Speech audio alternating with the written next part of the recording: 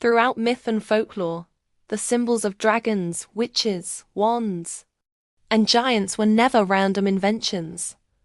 They were encoded memories of humanity's lost golden age. The millennial reign, when consciousness was higher, perception was sharper, and human abilities exceeded what today's world can imagine.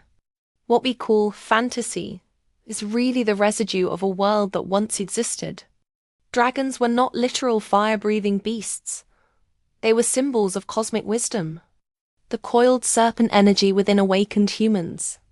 Cultures from China to Europe preserved the dragon not as a monster, but as a symbol of divine power, guardianship, and higher knowledge. When consciousness fell during the little season, the dragon, our inner power, was recast as something evil. Witches were the feminine initiates of the old Merovingian Catharic priesthood. Their magic was simply what humans could do when mind, body, and spirit were aligned, healing with herbs, perceiving energy, reading the stars, dreaming consciously. When the consciousness collapse happened, these women were demonized because their memory threatened the new ruler's control. Their cauldrons were herbal apothecaries.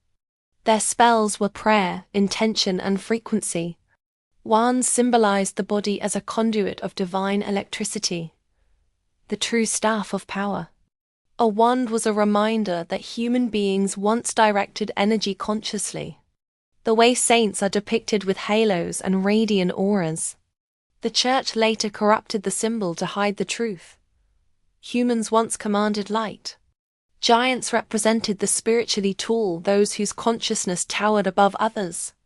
Ancient texts describe them as larger than life, because their presence was larger.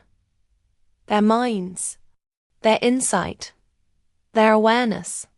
Later rulers turned them into brutish monsters to erase the truth of humanity's past greatness. Fairy tales preserved these realities in coded form. They survived because stories reach where censored history cannot. These symbols endure because they are collective memory speaking through myth, whispering to us that we once lived in a world illuminated by consciousness, harmony, and divine wisdom. A world humanity is finally remembering.